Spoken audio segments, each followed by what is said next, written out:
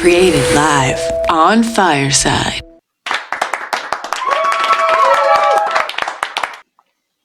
I wanted to welcome you guys to YNSLive with my guest, Courtney Claghorn. And I cannot wait for you guys to hear the story, because when she told me a tiny bit about it, I was blown away. I actually was like, no, you have to stop. Because anyone that knows me, that knows that how I interview, how I love to do my shows is to kind of learn as we go. And so as she continued, Courtney, I was just like, okay, you have to pause because we got to do this together. So welcome to YNSLive and Fireside. How are you? Thank you. I'm good. How are you? I'm good. Okay. So I would love for you, Courtney, just to jump in, tell us who you are, introduce yourself, and give us a little insight what Sugared and Bronzed is all about. Yeah. So my story, oh my goodness.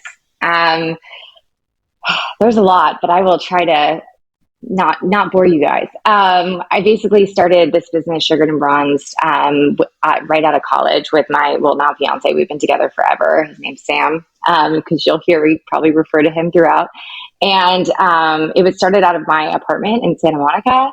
I still had a corporate job.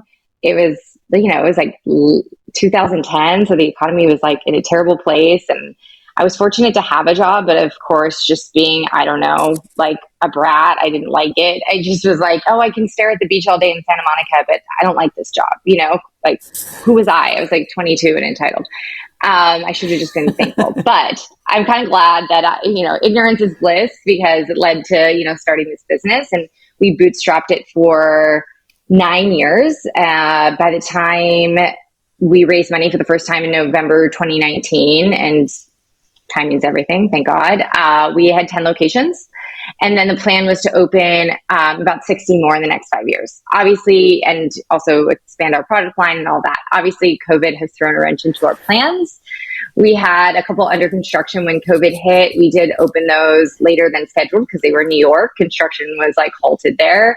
And then we did sign an additional lease, and I think and opened Pasadena. We did 2 pop-ups just to try to keep growing, but we were a little bit lease shy, obviously, just, considering everything going on, especially being in California. So we're at this point now where basically there was a hurricane. We had spent 10 years building this really great foundation, and it sort of just wiped it out. So, we lost a lot of staff just due to moving home during the pandemic. Like I said, California was closed on and off for the majority of a year. Like, a lot of people were like, yeah, especially like the girls that work for us in their young 20s weren't like, I don't want to sit in my apartment for a year and not work. Like, I'd rather just stay with my parents or whatever. So, we had to hire a lot of people. We had trained a lot of people. And then of course, hiring is a challenge right now, and supply chain. So we're just it feels like we're bootstrapping again, but I guess that's like sort of a comfortable place for us in a way. So that's kind of it in a nutshell. Right. So, okay. So I have 1,000 questions, 1,000. So you're in your 20s, you want to sit at the beach. So give us so anyone out there that's like, what is Sugared and Bronzed? Like, what is it? So I know you have physical stores, and I know what it is, but everyone that's listening, people might be driving and they can't look it up, right? They can't be like, oh, what's Sugared and Bronzed? So give us, and what was your first product? Like, what was your first, and as you were sitting at the beach, how did it come to your mind and all of that? Yeah. Well, I should clarify. I was not sitting at the beach. My office at my fintech company looked out to the beach. So I should have, like I said, I should have been thankful, but I felt like I was in jail. Like, I was looking at all these people enjoying themselves on the beach. And after 4 years in college in Boulder, it felt like jail. I was like, I used to be able to have fun all day, every day. Like, why can't I just have fun all the time? Right. Real world sets in, right? Like, your parents are like, here's your life, your health insurance bill or whatever. Right. So yeah, I mean, basically what I was looking for was an affordably priced spray tan. And I had gotten them in college, or even before that, probably from the machines, the terrible machines. But I was going to a wedding, or I was a bridesmaid or whatever. Things came up that first summer out of college, and I'd been sitting in this office and again, staring at the beach. I wasn't on the beach. Right. So I'm part Italian, but I'm also like naturally not that tan. So I love to like go get a spray tan. It's also just like bad for you to sit in the sun and bake. So I just could not find anything reasonably priced. When you're 22 and it's a recession and like you're trying to be an adult, like you're really price sensitive, I would think, unless maybe you have a large trust fund. I did not. So, I just started complaining to my boyfriend, Sam, and as a good girlfriend is able to do. And as a good Jewish boyfriend, he suggested that perhaps we could turn my problem into a business. And I was like, well, love that. I don't know how to spray tan. And, like I'm not even good at doing my own makeup. Like why, so of course, like I learned, we bought a machine. We were like way too nervous to sign a lease. I don't think anyone would have even let us sign a lease like in a commercial place or whatever. So we sort of like just put up a website and like started this business out of our apartment. And then I would sort of drive back and forth when a client would like actually call, because I worked fairly close to where I lived. And one thing, led to another. And, finally I took the plunge and started doing it full time. And we found our first like retail space in Santa Monica because we had to get it out of the apartment. Like it was messy and like Sam could never come home because I'd be like spraying naked girls. It was crazy. Oh my gosh. And so give us a little insight on how old were you when this was all happening? So 23 when it all started, and I was probably 24 by the time like I'd quit my job. We found the retail space. Like November 2010 is when we launched the website out of the apartment, and Memorial Day 2011 is when we were like in our first real store in Santa Monica. Okay. So when you said, where did you grow up in Colorado, or that's where you went to college? Originally Chicago and Orange County, basically. And then, I went to school in Colorado. Okay. So do your parents have entrepreneurial spirit? Like, did you have anyone around you that was in business themselves? It's funny. I never like thought about that until like the last few years. But then I realized like I'm actually a fourth generation entrepreneur through my maternal side. But like when I say that, it sounds like, again, like I should have some like large trust fund. But when I mean, like my great grandmother like had a dress shop when she like came from Italy and like settled in Chicago. And then my grandmother like started a tailoring business because she had gotten divorced in like the 50s. And so that's what she like knew how to do. And she had that her whole life. And then my mom, when she left the Board of Trade in Chicago, started like a yacht business with my stepdad because he was really into sailing. So they were all very like much lifestyle entrepreneurs, but I guess I have that. Well, you have, I feel like there's a certain brain wiring, right? That when someone is a true entrepreneur, it does get passed down by generations. Like my grandfather was, my dad was, and so there is, my mom's a school teacher or was a school teacher. So there's also that very stable, right? That stable aside also. So also, were you the type of kid that was like doing lemonade stands or, making pictures and selling them at like, family parties or getting rocks or shells or wherever and being like, hey, buy this for $1, or was that not your childhood? Like, was that not your mindset back then? It's funny. Like I was always so busy. Like I have friends who like had their moms buy like Costco packs of gum and they'd like sell them stick by stick at school. And I was like, I wish I had that story. But I think I was always in like so many extracurricular activities. And, like I was like always busy, but I will say I was always trying to do things outside the box. Like I was never like in high school, like I was pretty much a straight A student, took almost every AP class, like that kind of thing. But like my teachers hated me. Like I would like, my mom had a rule, like if I had an A, like she would call me out of any class and like no questions asked. And if I had a B, like I had to deal with it. So if I wanted to miss, I'd probably like, whatever they would do at school. Like if you missed and you didn't get called out, you had repercussions. So like, I always was like, cool, I'll do whatever I need to do to have like an A, and not by like cheating or whatever, but like just, I got it done, or I like crammed for a test, but then I like didn't ever want to go to class and like have my friends like meet me at Starbucks. And so I don't know, like, I think that I was always an outside the box thinker, and I'm always like the first to question something. Like, why do I have to go to class if I know the material? Like, yes. You know what I mean? And that's my daughter. Oh my goodness. That's why teachers hate me. They're like, group conversation. I'm like, yeah, I'm having that at Starbucks.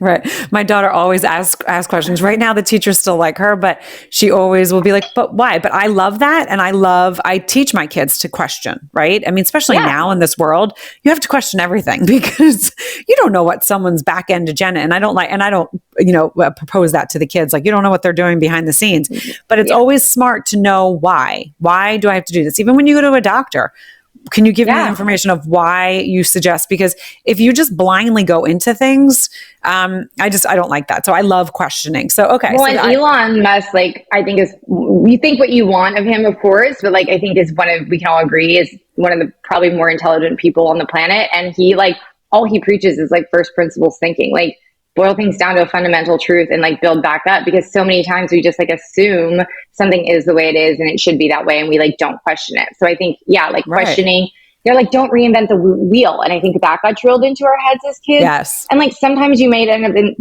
up in the same place that everyone else has figured out, and that's fine. But sometimes if you really question things, you're wait, I can do this more efficiently. It's not all rocket science. And he does it literally with rocket science. Right. Right. No, and I love that. I love that. So, okay. So you guys are in your 20s. You're starting this spray tan out of your apartment in California. And you're okay, we got to get it out because it's messy. You opened your first store. Now, where was that first store? And what was the feeling of that when you guys, did you cut the red ribbon? Was it a big celebration, or was okay, no, we got to open more. We got to bust our butt. This is not it. Give us a little insight. Oh my God. It was it was no red ribbon cutting, because it was as fast as we could possibly, I think we opened during some minor construction that we did in the space. We were so desperate to be able to hire people because we couldn't in the apartment, to get it out of the house, to be able to have I could only spray one person at the time in the apartment. Our first store, we had 2 spray rooms. We were there was no celebration of opening. It was we were just in go mode. And then, the vision we never really had a ceiling. So even when we started out of the apartment, it was never meant to be a side thing that we had kept in the apartment. It was oh, if it fails, I'll have a spray tan machine. It was okay, when this works, we'll get a lease. And then if this works, we'll get another lease. So it was always where are we going next? But I wouldn't say necessarily the vision of let's get to 10 stores and really evaluate if we want to raise money. That didn't really become clear until we were a few years in. And again, we were so young that we didn't really have any real world experience, let alone life experience. So I think, we needed a couple years just to live it, and then really start to understand what do we want, and what is this business capable of? Right. And also I want to go back to so your first formula of spray tan, how, was that an easy thing to create, or were you going through different ingredients, and was there something that was really important to you when you were creating that first formula? We had no means to create a formula at the beginning. So I literally just found, we called the place in Boulder that it was a regular tanning bed salon. And we were it was my favorite spray tan I would get consistently in other places. I didn't like the formula. So they didn't care, because they were a tanning bed salon. They're here's where we buy it. We just started buying that originally. Then we started importing something from Australia, because a lot of our clients would talk about this rapid tan, and no one had that here. And so we call it the Express, and now so does everybody else, but I don't think I could take credit for that.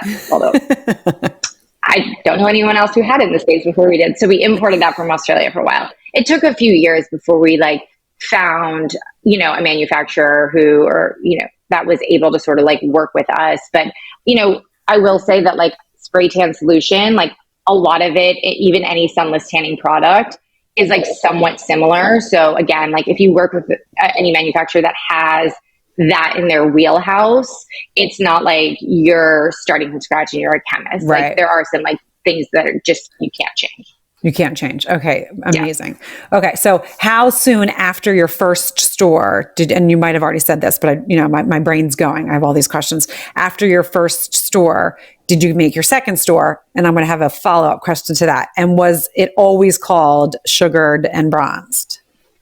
Yeah. So very complicated answer to the second store. Essentially, we were in year 2, the curve, as small as the time frame was already exponential.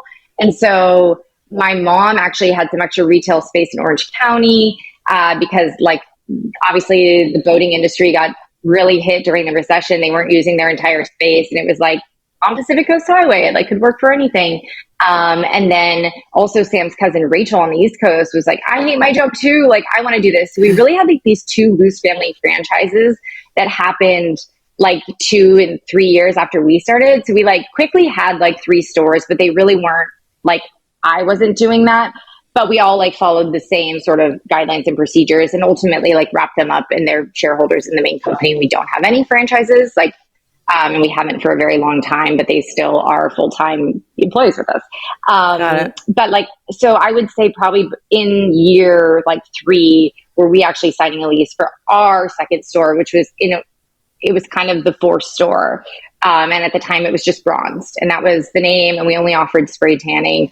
And I would say, we then with the 5th store, we added sugaring. And so that was sort of a trial experiment in that store because we had so many clients who were getting sugared right before their services were anyway. Okay, that's so interesting.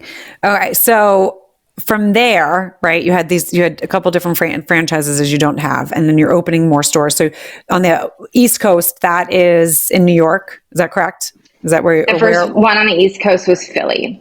And then, yeah. And then I forget which store Union Square was in New York, but that was the first New York store. And that was really scary. But I moved out there for 5 weeks, and I'd been out there a lot and obviously helped pick the space. But yeah, we were like, oh my God, what are we doing? The rent is so expensive here. Is this going to work? And it just like took off like a rocket ship. And we were like, oh my God, like we could never keep up with staffing ever. Well, and Union Square. So what year was that? Do you remember when the first? Oh my God, Union Square, I think was like 2016, but we had already done like Beverly Hills, Newport Beach. We had like a few under our belt at the time, where I'm like pulling up my timeline in case you ask more of these questions, because I don't have all the answers in my head anymore. No, but yeah, fine, so yeah, like I think it was around like maybe it was 2015. Union Square was our first New York store. I'm trying to place it, but somewhere around there. Yeah. Mm-hmm.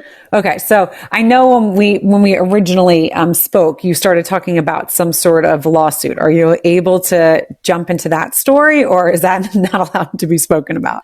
I think I am not a lawyer, obviously, but I think once a lawsuit is done, you're allowed to talk about it, right? Like just not during. Okay, now I have our timeline up. Just I'm gonna check this out. So we were, like I said, we were just really in like go mode at all times. Like we weren't sitting around thinking about like trademarking, right? So bronze was descriptive in nature, and then it just led to like this situation where like someone had a similar name, and we just had to like end up doing a lot of discovery, whatever, and anyway, it all ended up where we got to keep our name. But I am getting a text that says we did sign something. We can't disclose names or any more than that. Okay, so don't talk about that. Lesson learned. Clearly, I need to be more in tune with these things. But again, I'm so like, I think it's so important for anyone who has a business or is like growing a business, like take what I say with a grain of salt, because obviously I've messed up, right? Like I did have a lawsuit at one point, but I think that you should be so focused on your business that you shouldn't be consumed in like the textbook way of doing everything. And sometimes you will make mistakes, and hopefully they're not as big as mine, but I think that is an important thing, because a lot of people, I think, especially people who have MBAs, like some of the smartest people are so caught up in like, all these things need to be done and they need to be perfect before I can launch. And they're focused on all of that instead of the core business. And then they don't launch, right? So that's one of the things that, like, I know when we first connected, that's one of the things that I loved about you is like, you were like, I had this idea and it just was go time. So I just went. And I think that's so important, because I talk about that and all of my, my podcasts and when I'm talking to clients, it is so important to do that. It's if you sit and go, I call it analysis paralysis. If you just sit through the analysis paralysis, you're never going to do. And sometimes you just have to go. And yes, if you make a mistake, you make a mistake. But the importance is that you're learning as you go and you learn from those mistakes. I don't always call them mistakes. I call them mishaps. And I think it's so important. The more that you have mishaps, the more solid your business is going to be and the more solid you're going to be because you're learning as you go instead of being like, okay, I'm doing this all beforehand. And then sometimes you lose that passion, right? Because it's like, oh, this is too much. And so you don't know what's going to happen. So I love that you did that. And I also love that you got the text through being like, stop talking about it. Well, I mean, I know that you can Google it to a certain extent, anyone who's ever had a lawsuit. So I know like a certain amount of information is probably public, but I guess I'm not supposed to, I would. Yeah, please. I'm not here to talk badly about anybody, right? Like it's all just about like learnings, I think, for people. Well, yes. And that's what we had discussed. Like you said, I think it was in your 20s, right? When that all happened.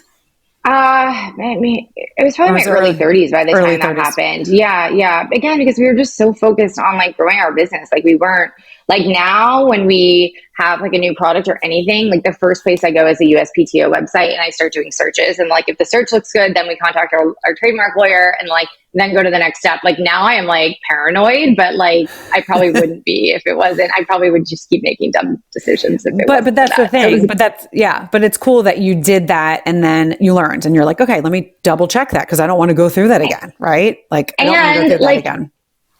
I had taken like a business law class in school and it was actually great. Because it was actually a lawyer who taught it. It wasn't just like a professor who was bored and I learned a lot, but like you can only learn so much sitting in a lecture hall, which I think is like also why like no one wants to hire someone straight out of law school, right? Like you have to like live it.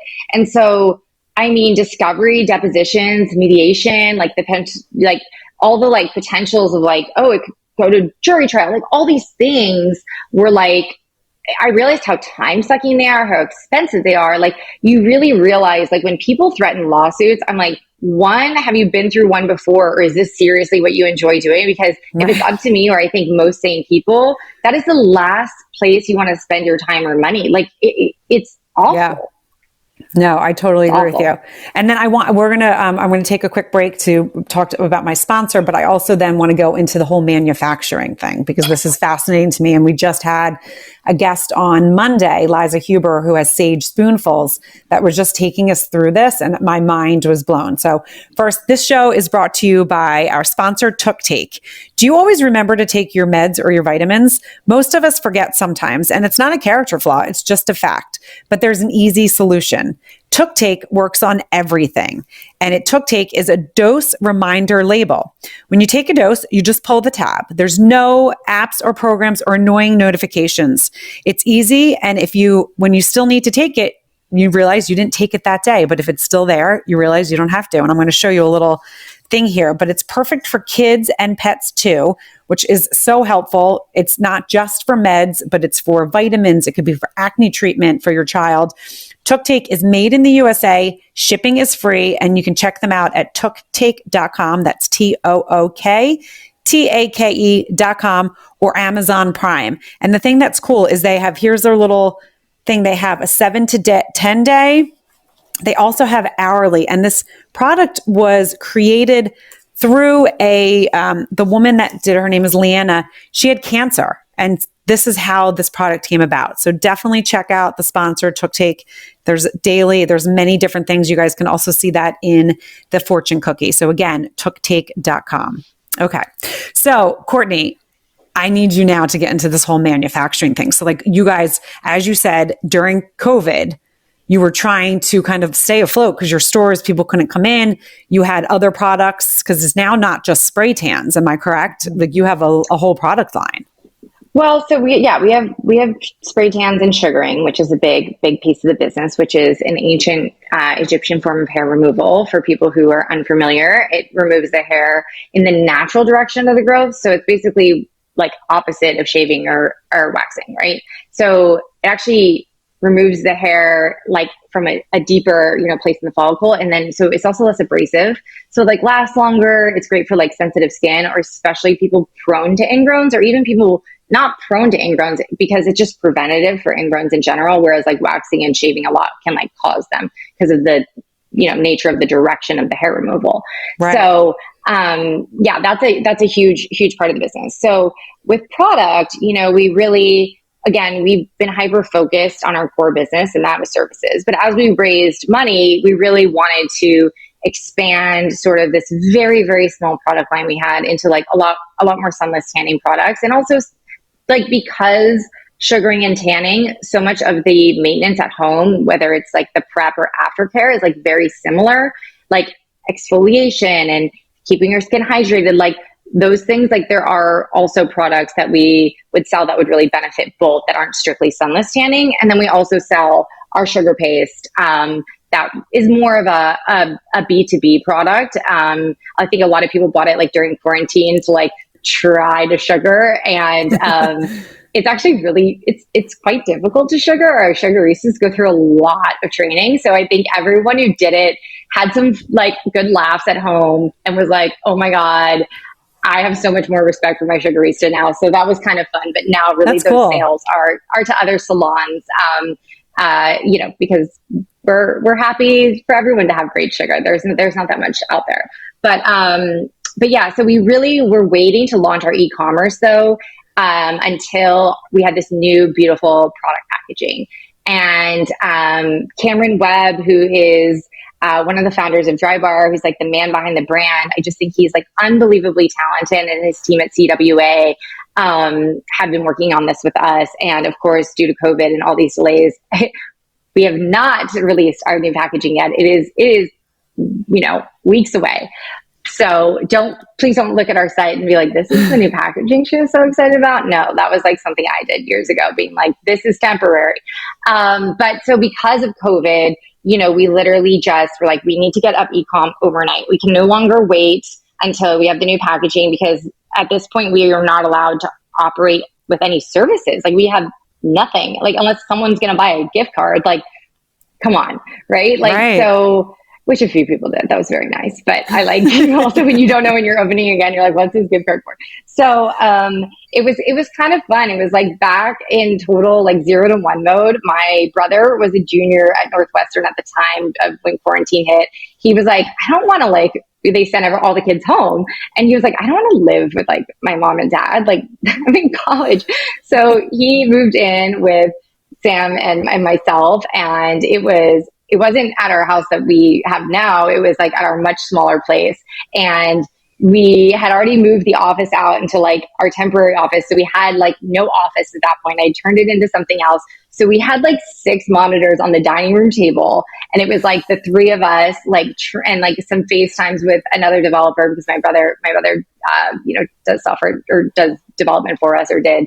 And so it was like the 3 of us and like touching base with CWA and like trying to like launch this in a matter of like a couple weeks. And, it's still up today. I mean, it's going to stay, but we're going to expand the line and have this new beautiful packaging. So, okay. So when I love that, and I love the picture you just painted there, because I know everyone that is listening to this, wherever, if you're listening on YouTube, live stream, Twitch, LinkedIn, Facebook, what else? Where else? I think or here on Fireside, all of us can picture what you like literally just described. And that's one of the reasons why I love Fireside and like the whole storytelling aspect, because you guys are sitting at this table, you're all going through trying to get this packaging up. Now you have the packaging done, right? So it's all signed off. Where is it? Like, I know you said it's going to be launching in the ether. Right. Oh. It depends. It depends which product. Some are made overseas, like in terms of like the bot. I'm talking packaging. So the actual product is made here, but like some of the bottles are made. The ones that need to be like printed on the bottle are done typically overseas, or sometimes even Mexico. And then some, we're able to just like have a label on a nice looking bottle, and that we're able to do in the States. So it really depends like which product we're talking about and what delay, like if it has a pump on it, if it has an aerosol.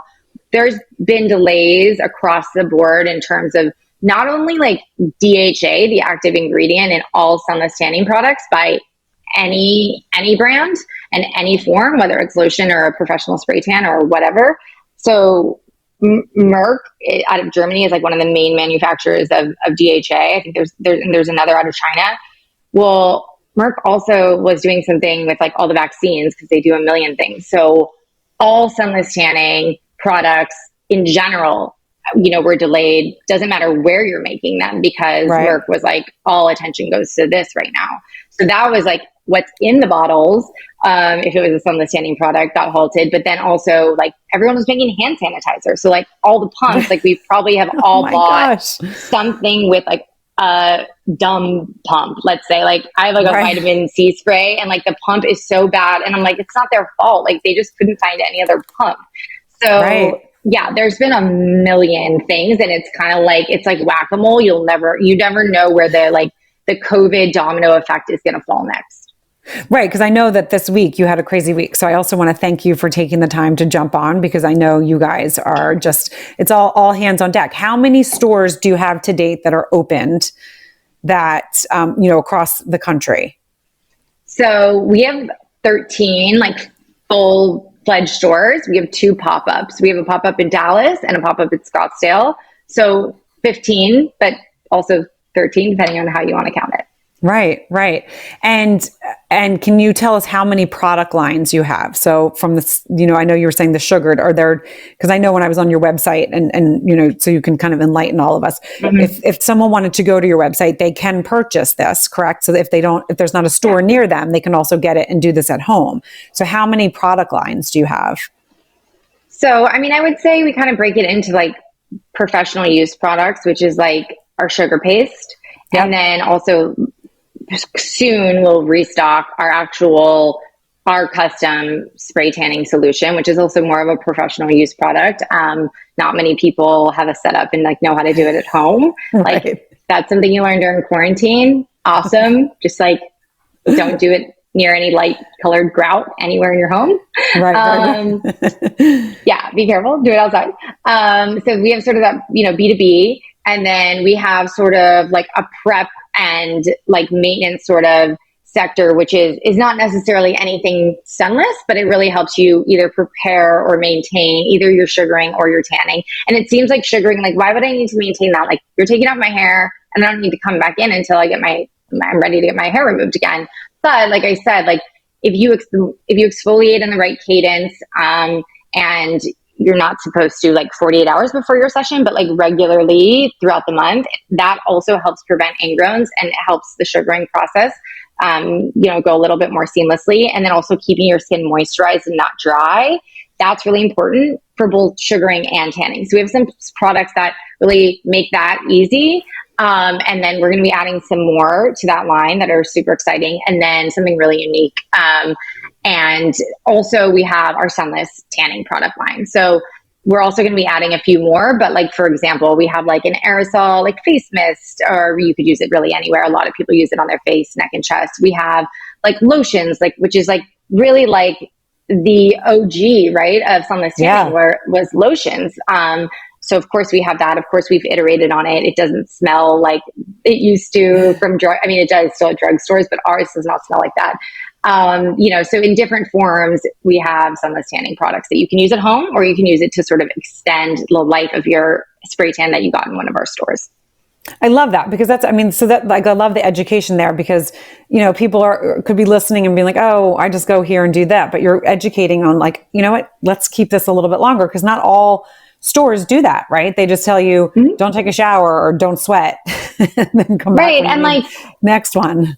I'd rather have everyone get the most bang for their buck. I mean, if your skin is well hydrated, your spray tan fades really evenly. Your skin's really dry. And sometimes, right, it's unavoidable. Like you are in the mountains, you're sitting in hot tubs, like also live your life because most people get spray tans, or a lot of people before a vacation. I'm not going to say like, don't, go in the ocean or whatever. But like the more that you can be like, okay, I was in a lot of water today. I really need to like drink water, moisturize, like all these things, you're going to like your spray tan better and it's going to last longer. So we want everyone to like, have the best experience they possibly can. Which I love. Okay. So I want to kind of wrap it up because I know you probably have 1,000 things. No, this is such a fun break. You know what I mean? I'm not stressing over anything. This is enjoyable. Oh, good. And I'm so glad, as I said, we connected because I always tell my listeners where we connected. And I think my admin, who was amazing, reached out to you guys because it was a woman owned. I know your fiance also owns it as well, but you guys have a great story. And so we were talking, on the back end for, again, a short time. And I loved your energy. I love that at, such a young age and in your early 20s, you were like, I'm going to go into business by myself and jump because I don't want to sit behind a desk. I mean, that's the thing that's really cool because there's people. And now I sit behind a desk. Like what? Right. But you can get up, right? And you can have flexibility, right? Yes. Because there's many people in their, 30s and 40s that get up every day, go to their office, let's not think about COVID. I'm talking about when regular world. And they don't love what they do. They're not happy. And you can tell you love what you do, even through all the ups and downs. And I'm sure there's days that you're like, oh my gosh, what are we doing? 100%. Right. But in the end. But what job doesn't have that? Like you tell me, like, Exactly. I've never heard of one. So of course there are days where I want to pull my hair out and there's days where I'm like, oh, well, I have zero flexibility. And if I had maybe a regular 9 to 5, I would have more. But, then there's days where I'm like, oh my gosh, my lunch break can be some yoga. Like, so right. I really do enjoy sort of the moments where I feel like the business really dictates everything I do and the moments where I'm like, oh, I can, kind of have control of my schedule. Yeah. And I have flexibility. And I love the fact that you and your fiance are doing this together. I mean, that has to be also. I love it some days. I was just going to say, I'm sure there's days that you're like, oh my God, this is amazing. And other days you're like, oh my gosh. But how fun to be able to create something together. And from start to finish, really, right? Like you guys started this together, and you're in it. So I think that's like so important. So yell to everyone where they can find you. And I know it's in the the fortune cookie, but if you're driving, please don't stop and look at the fortune cookie and crash. That's not what this is about.